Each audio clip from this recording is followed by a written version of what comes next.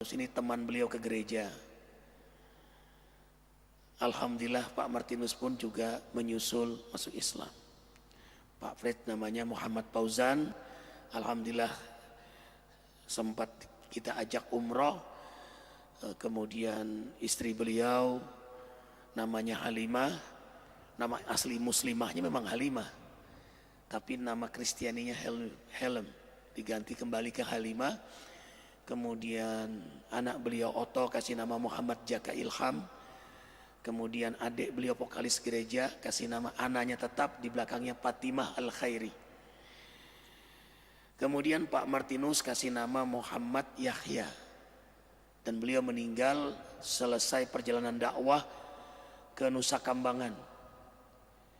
Sepulang dakwah Nusa Kambangan, beliau bicara di bus, pegang mic seperti ini karena memang giliran menceritakan pengalaman hidayah. Kurang lebih bicara 10 menit ada Pak Hatib ya.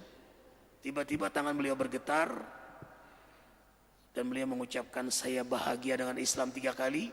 Saya bahagia Pak Ustadz, saya bahagia, lalu terima kasih Pak Ustadz. Bergetarnya makin hebat. Ustadz rebut mic-nya, la ilaha illallah, la ilaha illallah. Meninggal dunia. Insya Allah husnul khatimah. Siapa yang di akhir hayatnya menyebut la ilaha illallah pasti masuk surga. Nah, itu almarhum tercinta Muhammad Yahya. Kemudian Arifin yang memandikan di rumah sakit Puskesmas Ciamis. Kemudian malam itu juga dikuburkan karena keluarga beliau masih Katolik. Itulah awal mengingat terus jamaah makin banyak. Alhamdulillah Allah ilhamkan dapat tanah wakaf Masjid Az-Zikra ini. Kerjasama dengan perumahan, mereka boleh jual tapi dengan memberikan kompensasi buat majelis Az-Zikra. Ini masjid, walaupun yang membebaskan awal itu bukan perumahan. Ya, kita bebaskan tanah ini lebih dahulu karena belum punya uang developer. Jadi kita yang bayar tanah ini. Ini perlu dijelaskan pada jamaah. Az-Zikra lah yang pertama membayar tanah ini. Ya. Az-Zikra yang membayar. Kemudian diganti oleh developer tanah di belakang ya, yang belum selesai juga suratnya sampai sekarang. Nah, dibangunlah masjid ini tahun 2005 ya. Alhamdulillah. Kemudian mulailah jamaah zikir pindah di sini. Dan ternyata ini pun sudah mulai merembet ke jalan. Jadi Mas Agus kalau hari zikir nanti Ahad besok, insyaallah Bapak Jokowi akan datang. Dan nanti siang ayah ya ikut sholat Jumat di sini. Itu macetnya sampai 6 kilo. Nanti Ahad besok ya. Jalan, tapi kan sudah jauh ya bah ya. Nah, berbondong-bondong dari Aceh, Medan, Palembang, Batam, Singapura, nanti pada hari Ahad besok puluhan ribu jamaah datang. Dan alhamdulillah mu'alaf kita sekarang sudah 654 mu'alaf. Karena Az-Zikra ini mengedepankan dakwah, ukhuwah, keberkahan negeri dan umat. Jadi kalau Allah tujuannya, Rasul teladannya, orientasinya akhirat.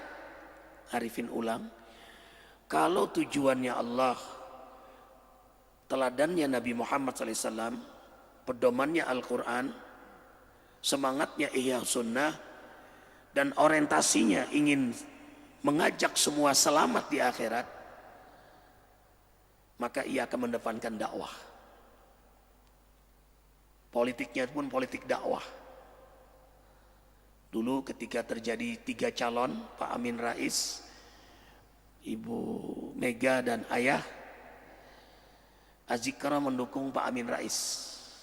Karena kedekatan guru kita dan Dewan Syariah kita, Pak Amin Rais.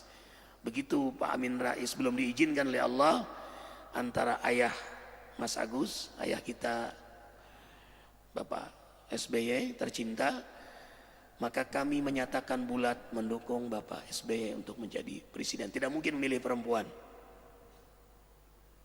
Imam itu laki-laki, wanita itu makmumah. Nah, alhamdulillah Bapak ayah terpilih sampai 2 periode. Jadi mengedepankan dakwah. Hatta dakwah sekarang pun kita malah mendoakan Bapak Ahok. Nama Islamnya sudah disiapkan ya Bah ya. Muhammad Cahya Purnama. Istrinya pun disiapkan namanya Siti Al-Maidah. Nah, tuh ada situ Maidah tuh Mas. Jadi nggak ada kebencian-kebencian di Azikra ini karena dakwah. Dengan kesantunan, dengan akhlak, dengan hikmah dakwah. Hatta aksi 212 sehingga sampai di Monas juga musyawarahnya melalui Majelis Azikra. Pak Jenderal Tito maunya di Istiqlal, ayahanda tercinta Habib Rizik Sihab, guru kita, imam kita, beliau Sudirman Tamrin. Sementara Majelis Azikra, Arifin, Abah semua maunya di Monas. Rapatlah di sini, alhamdulillah Pak Jenderal mau menurun dari Istiqlal ke Monas. Alhamdulillah Habib pun 2,5 jam diskusi 4 mata, beliau juga berkenan di Monas. Lahirlah aksi 212 itu. Dan alhamdulillah Majelis Azikra ini terus berkembang, usaha-usaha. Alhamdulillah kalau lihat Bapak Presiden selalu minum air Azikra, itu usaha Azikra, dan air itu memang air pilihan. Nanti jangan lupa kalau jadi gubernur airnya juga air Azikra ya.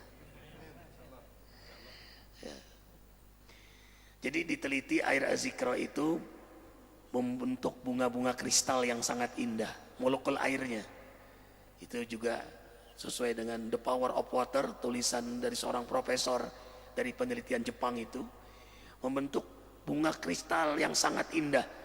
Sampai ditanyakan tim presiden, bagaimana Ustadz Arifin kok airnya indah begini? Arifin bilang nggak ada pabriknya, pabriknya hanya didoakan oleh ribuan jamaah zikir. Jadi air, madu, minyak zaitun, susu kedelai, semua usaha-usaha didoakan. Nanti kita bertemu di ruangan, Mas Agus akan melihat Mas Azikra itu. Jadi Mas Azikra itu doa dan zikir senjatanya. Membangun negeri berharkat tinggi dalam petunjuk Quran dan Sunnah. Zikir dan doa senjata kami. Nah, jadi kita berzikir, berdoa. Jadi keluhannya itu dalam doa. Tadi sholat subuh selalu dengan kunut seperti ini. Setiap subuh mendoakan negeri Indonesia, para pemimpinnya dapat hidayah. Jadi sesedih-sedihnya kita mendoakan pemimpin kita dapat hidayah. Sedihnya contoh, saudara kita di Aleppo, Suriah dibantai oleh rejim laknatullah Bashar Assad dengan kejamnya, dengan biadabnya, dibantu Rusia dan Iran. Bapak Presiden kita datang ke Iran. Sedih kita. Kita doakan Bapak Presiden agar mendapat hidayah. Tuh. Dan doa juga diiringi dengan mendoakan para mujahidin. Tentu bukan ISIS. Kita tidak mendoakan ISIS, tapi mujahidin yang benar-benar membela umat ini. Ya. ISIS itu ikatan suami istri satu. Nah itu ISIS. Iya Bah. Jadi banyak banget ISIS ya Bah ya. Ikatan suami istri satu. Masya Allah. Jadi Ustadz sudah keluar dari ISIS. Canda saja ya Mas. Jadi setiap subuh seperti ini doa kunut, dan setiap Jumat sujud sejadah, dan Abah menyukai itu.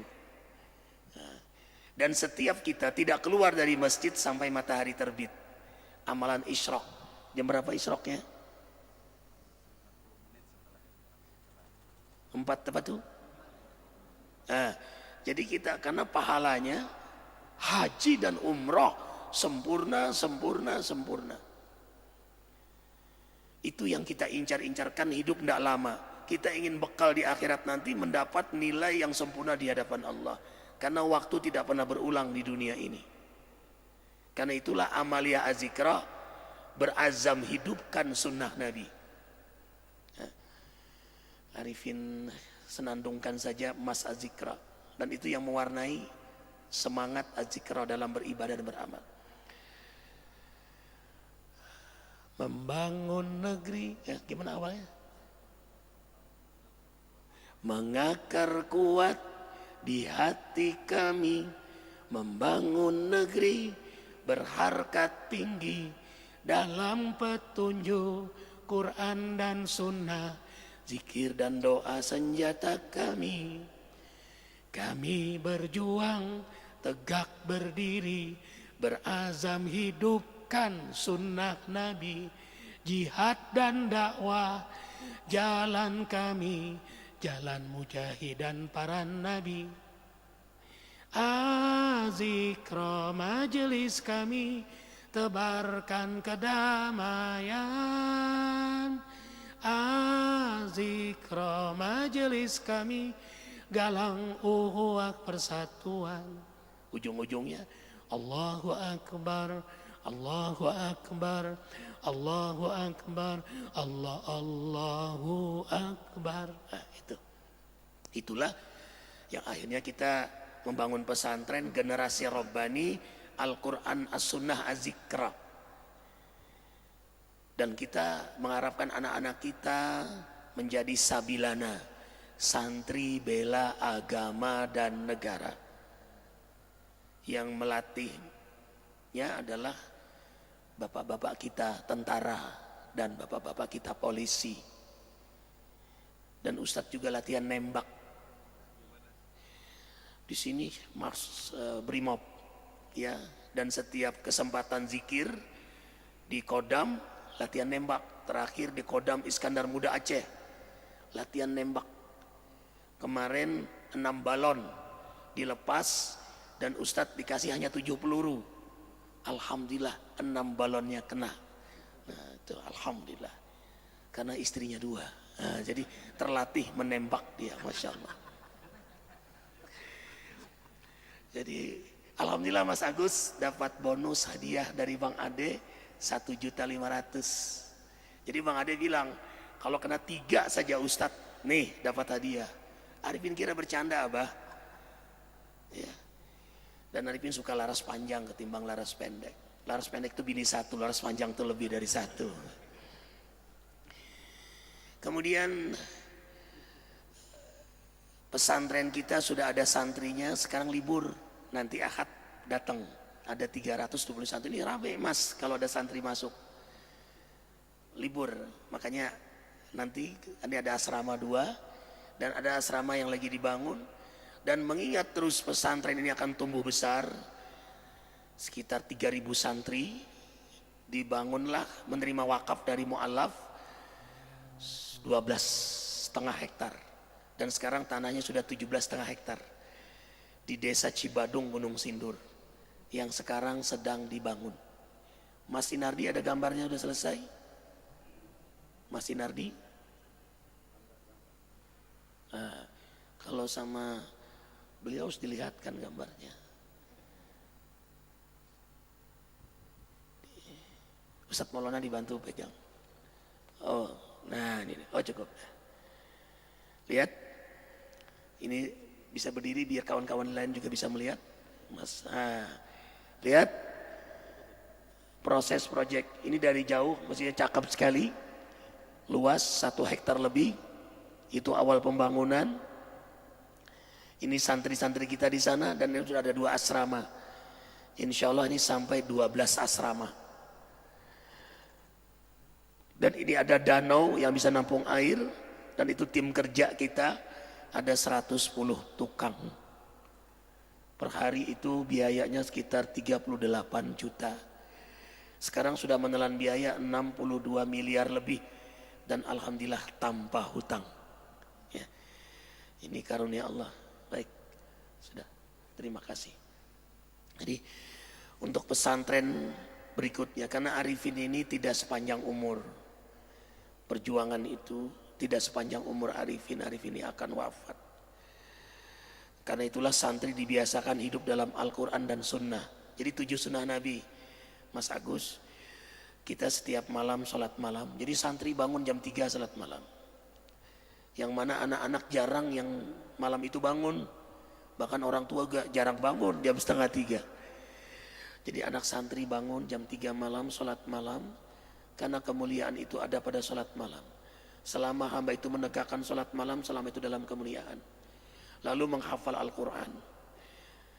Kemudian subuh berjamaah di masjid. Selalu. Kemudian tidak keluar sampai matahari terbit. Lalu sholat duha. Lalu sedekah. Jadi membiasakan selalu diajarkan santri bawa uang. Enggak banyak Mas, kalau Mas Agus pakai kartu saja. Ya. Kemudian dibiasakan santri membawa sunah-sunah semua yang ringan-ringan. Ya, siwak ini lebih afdol daripada 70 rakaat dari sholat tanpa siwak. Ya bah ya, hadisnya sahih, bawa terus.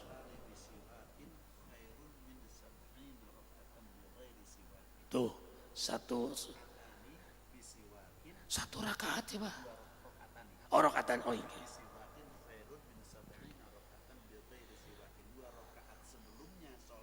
2 rakaat sebelum pakai siwak lebih afdal 70 rakaat.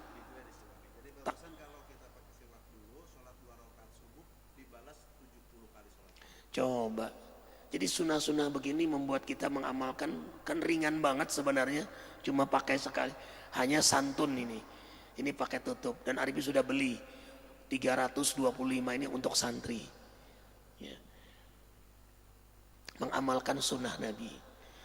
Kemudian jaga wudhu terus menerus, tidak sentuh wanita yang bukan mahram. Bunda Selfie ada? Oh tidak ada. Arifin juga dekat sama beliau, tapi tidak pernah salaman karena beliau bukan mahram Arifin. Jadi menjaga wudhu selalu, dan malaikat tidak berhenti mendoakan seorang hamba yang selalu menjaga wudhu. Ampuni dia, sayangi dia, ampuni dia, sayangi dia. Allahu Akbar walillahil hamd. Kemudian selalu istighfar, zikir, wirid. Ini gede amat ya. Ini hadiah dari Syekh Iqbal Kan. Beliau itu sangat sayang sama ini, ya Bang ya. Beliau itu pengusaha sukses Depok, ulama juga. Jadi nggak banyak bicara tapi zikir terus. Dan istrinya 1. Sekarang mau 2 udah. Sejak kenal Arifin mau 2 sekarang beliau. Alhamdulillah. Ada pengaruhnya juga ya. Nanti Mas Agus kalau lama-lama dekat hati-hati ya. Nah, bismillahirrahmanirrahim. Jadi Arifin senang dengan tasbih beliau. Dan ternyata bedanya dengan tasbih ya Bang. Kenapa Hasan Al-Bisri Khairut Tabi'in itu selalu dengan tasbih? Kenapa Syekh Alwi Al-Maliki ulama besar Mekah, Madinah dengan tasbih? Dan kemarin di Tanah Suci ya Ustaz Nurani, imam kita, imam masjid Masjidil Haram tasbih bah. Jadi ternyata energinya beda. Kalau tanpa tasbih bisa selesai 1000, dengan tasbih bisa sampai 5000 lebih. Nyambung, dan maunya zikir terus. Dan gak mau maksiat. Kalau ada ngomongin orang lain, oh angkat ke depan dia. Diam ya. Ngelihat bini ngambek dikit, angkat lagi, diam lagi semua. Jadi ya. Nggak marah, jadi maunya zikir aja, nggak mau macam-macam. Tidur di sini, bangun tidur dicari lagi. Jadi untuk sementara tasbih menjadi istri Arifin yang ketiga. Sementara, ya, karena nanti akan jadi yang keempat ini. Ya belum, masih pacaran, senang banget Pak, peluk terus. Jadi ini juga baru nggak lama Mas. Senang aja untuk selalu berzikir, karena waktu yang kita lalui tidak pernah berulang. Arifin ulang, waktu yang berlalu tidak pernah berulang.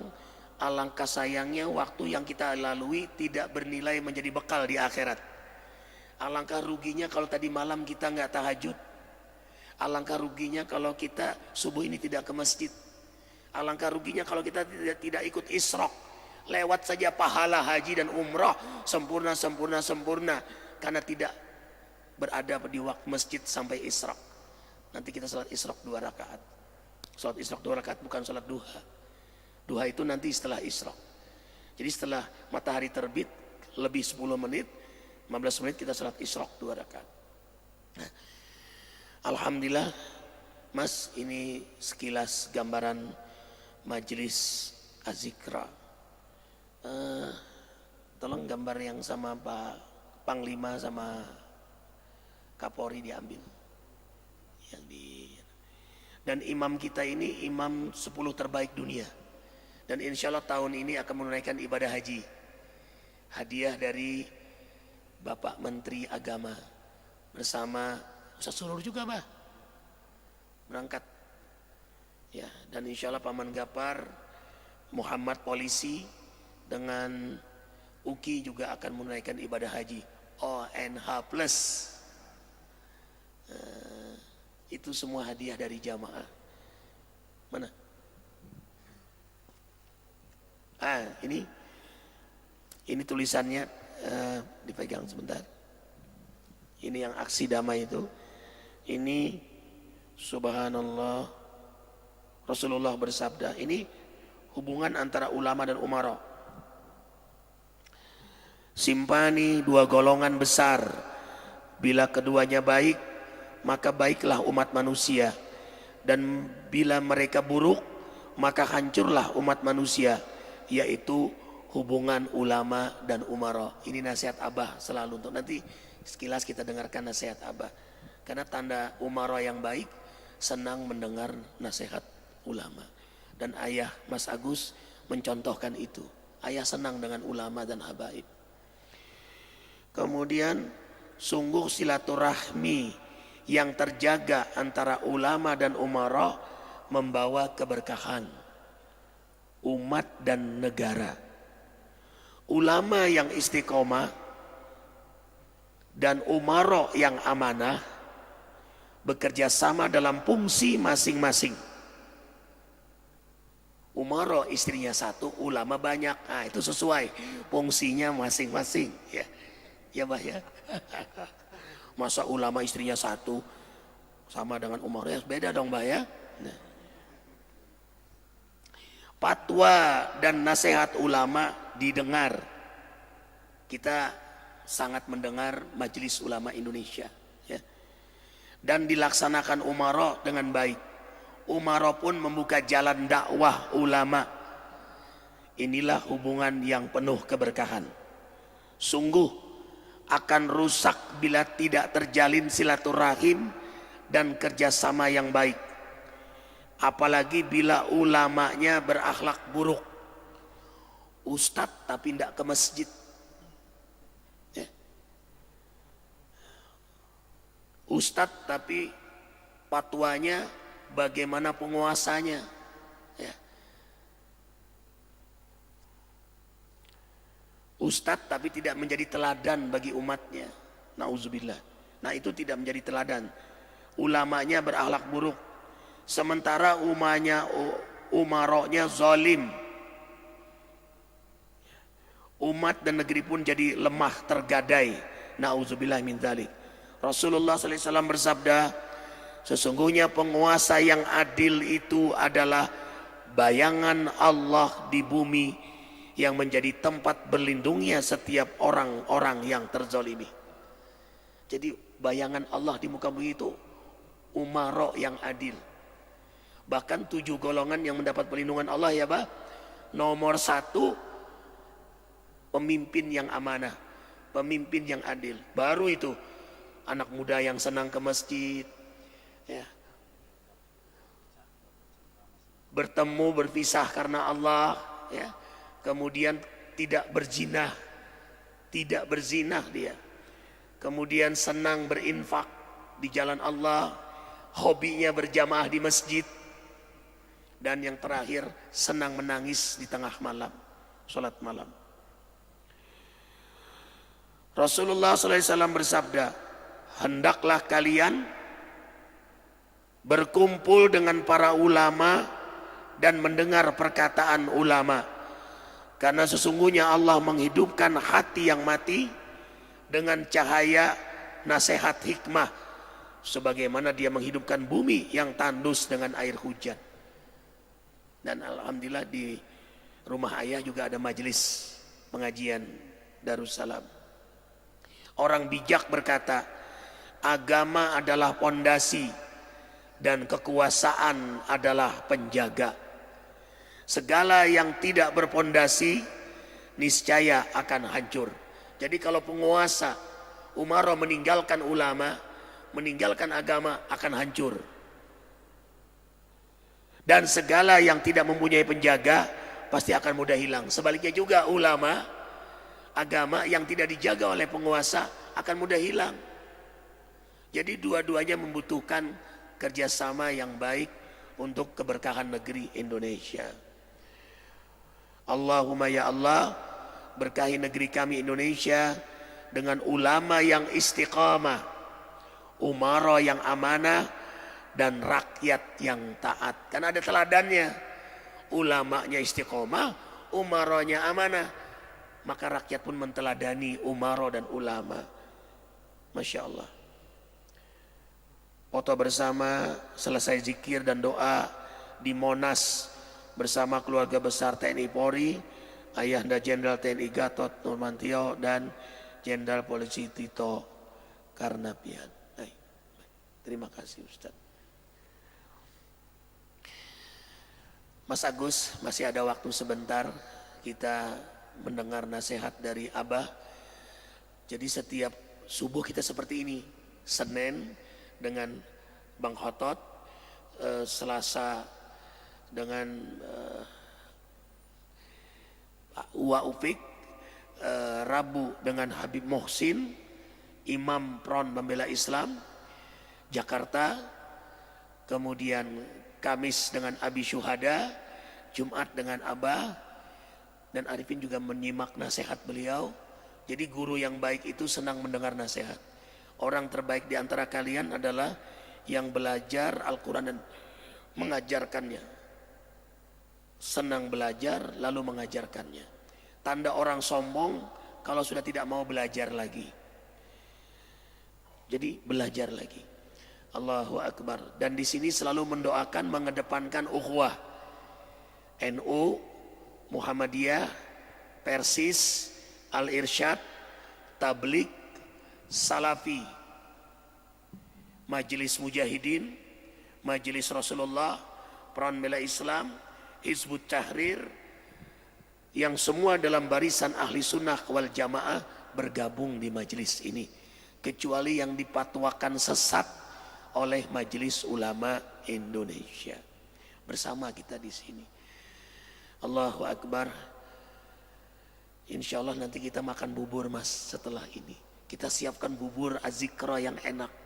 Ya, maksudnya beli di satu langganan kita. Enak sekali ya. Nanti selesai ini kita makan bubur. Silakan Abah nasihati kami.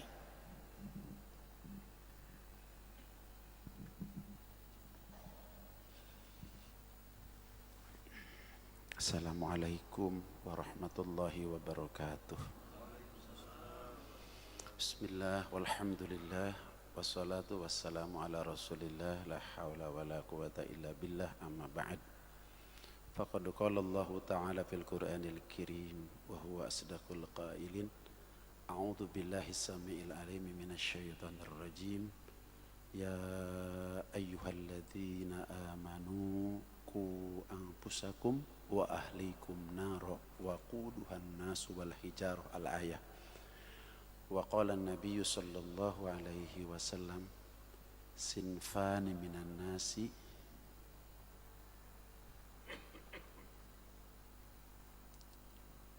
idza saluha saluhan nas wa idza fasada fasadan nas al-ulama wal umara. Sadaqallahul azim wa sadaqa rasuluhun nabiyul karim wa nahnu ala dhalika minasyahidina wa syakirin walhamdulillahi rabbil alamin. Murabbi kita semua Kiai Haji Muhammad Arifin Ilham yang Abah hormati, Adinda Agus Yudhoyono dan seluruh tim sukses jamaah pengajian halaqah subuh rahimakumullah. Waktunya tinggal sedikit, Abah hanya ingin coba menyampaikan bahwa salah satu daripada firman Allah Subhanahu wa taala di dalam Al-Qur'an berbunyi, A'udzubillahi minasyaitonirrajim, ya ayyuhalladzina amanu qu anfusakum wa ahlikum naro wa quduhan nas wal hijarah. Ini ayat yang berkaitan dengan tahapan-tahapan kita menjadi seseorang yang beriman. Seseorang yang beriman itu ketika ia mau melaksanakan sesuatu ajaran daripada Allah Subhanahu wa taala, karena kita datang ke dunia ini bukan kehendak kita, tapi ada yang menghendaki, yaitu Allah Subhanahu wa taala. Nah, ketika kita sudah saatnya untuk melaksanakan perintah Allah Subhanahu wa taala, maka kita diberikan titel yang disebut dengan mukallaf. Mukallaf itu yang pertama Islam, yang kedua balik, sudah sampai usia bagi laki-laki 15 tahun, kemudian bagi perempuan 9 tahun. Itu yang disebut dengan mukallaf. Sudah sampai saatnya melaksanakan setiap perintah-perintah Allah, menjauhi setiap larangan-larangan Allah. Kemudian yang ketiga, sampai kepadanya risalah Al-Quran maupun hadis. Artinya bahwa ia mempelajari betul-betul ayat-ayat Allah Subhanahu wa taala. Kalau dulu para sahabat langsung kepada Rasulullah SAW, kalau hari ini kepada ulama. Karena ulama Rasul tidak ada, akan tetapi risalahnya tetap berjalan. Diwariskan risalah itu kepada ulama. Karena al-ulama warasatul anbiya. Ulama itu pewaris daripada para nabi. Jadi bahwa seseorang yang sudah sampai saatnya melaksanakan ajaran agama Allah Subhanahu wa taala, maka dia disebutnya mukallaf. Nah, mukallaf itu syaratnya Islam, laki-laki usia 15 tahun, perempuan usia 9 tahun, kemudian sampai kepadanya berakal, kemudian sampai kepadanya risalah. Si Ahok nggak bisa jadi pemimpin, nggak bisa, tidak sah. Bukan kata Abah, kata Allah, karena dia tidak mukallaf. Karena persyaratan mukallaf itu yang pertama muslim, yang kedua balik, laki-laki sampai usia di 15 tahun, perempuan sampai usia di 9 tahun. Kemudian yang ketiga berakal. Kemudian yang keempat sampai kepadanya risalah Allah, Al-Quran, dan sudah balik. Jadi sekarang tinggal Mas Agus nih, muslim bukan? Muslim. Sudah balik? Sudah 15 tahun. Kemudian berakal, pasti Abah sudah lihat kegiatannya di TV, cerdas. Berakal dan cerdas. Kemudian yang ketiga adalah sampai risalah. Nah, untuk bisa sampai risalah ini seperti ini, dekat dengan alim ulama. Sehingga ini merupakan landasan untuk menjadi seorang pemimpin. Begitu. Jadi si Ahok itu nggak bisa, nggak diterima oleh Allah, nggak bisa diterima. Yang muslim itu nggak bisa jadi pemimpin. Makanya ayatnya jelas di ayat Al-Maidah 51, harus mukallaf. Begitu. Nah, ketika itu ada tahapan-tahapan. Ya ayyuhalladzina amanu qu anfusakum. Untuk menjadi pemimpin orang lain itu harus menjadi pemimpin diri. Begitu, dapat menjaga dirinya. Karena bagaimana mungkin, kata Allah Subhanahu wa taala, untuk bisa memimpin orang lain sementara untuk menjadi pemimpin diri sendiri belum bisa. Bagaimana cara memimpin diri dari ujung rambut sampai dengan ujung kaki sebagai amanah Allah Subhanahu wa taala dipimpin. Begitu, dipimpin. Matanya dipimpin, telinganya dipimpin, lisan bibirnya dipimpin, tangannya dipimpin, kakinya dipimpin, berfikirnya dipimpin, hatinya dipimpin. Jadi ya ayyuhalladzina amanu qu anfusakum. jaga diri kamu, artinya pimpin diri kamu. Setiap seseorang fitrahnya adalah untuk berkeluarga. Bahkan fitrah laki-laki itu berkeluarganya bukan 1, 4. Berfitrahnya itu oleh Allah disiapkan 4. Jadi ini calon-calon 4. Jadi kalau enggak 4 pasti ngamuk si madropinya. Begitu. Jadi fitrahnya itu 4. Begitu. Fankihu ma balakum minan nisa'i mathna 2 wa sulasa wa ruba. Maka tikalah perempuan oleh kamu yang kamu sukai, maka 2, 3, 4. Bahkan awalnya bukan 1, 2. Begitu. Jadi 2 dulu, baru 3, baru 4. Baru wa in khiftum alla ta'dilu fa wahidah. Apabila kamu takut untuk tidak adil, baru 1. Tapi maksudnya bukan menyuruh, artinya berempat dulu nanti. Begitu. Jadi fitrahnya itu adalah berkeluarga. Fitrahnya adalah berkeluarga. Maka setelah mampu menjadi pemimpin diri, maka harus mampu memimpin keluarga. Jadi bagaimana mungkin bisa memimpin keluarga kalau kita tidak mampu memimpin diri? Maka istri adalah tahapan yang kedua untuk kita pimpin. Kemudian anak adalah tahapan yang kedua untuk kita pimpin, dan seterusnya dan seterusnya. Kemudian yang ketiga, waquduhan nasu wal hijarah. Manakala kita sudah selamat memimpin diri, selamat memimpin keluarga, ada kewajiban yang ketiga. Waquduhan nasu wal hijarah, kata Allah Subhanahu wa taala di dalam ayat ini, nanti di akhirat kayu bakar api neraka itu adalah batu-batu dan manusia. Tentu bahwa kita tidak boleh hanya menyelamatkan diri, tidak boleh hanya menyelamatkan keluarga, tapi ada yang harus kita selamatkan adalah orang banyak di luar diri kita, di luar keluarga kita, itu masyarakat. Maka kita berkewajiban untuk menyelamatkan mereka. Ini pemahaman pemimpin di dalam Islam. Begitu.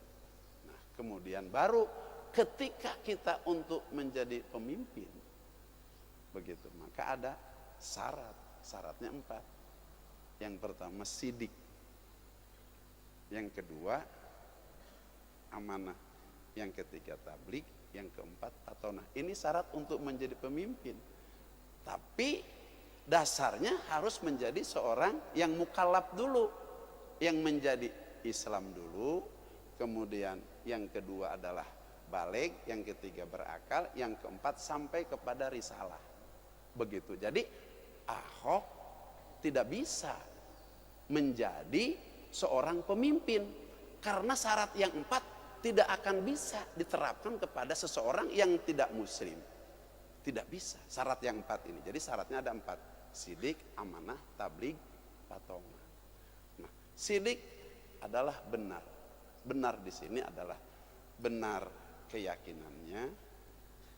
Yang pertama, kemudian yang kedua benar ibadahnya, dan yang ketiga adalah benar akhlaknya. Begitu. Sumber kebenaran itu hanya 2. Kata Rasulullah SAW di dalam salah satu hadisnya, taraktu fikum amroini lan tadilu in tamassaktum bihima abada, kitaballah wa sunnata rasul.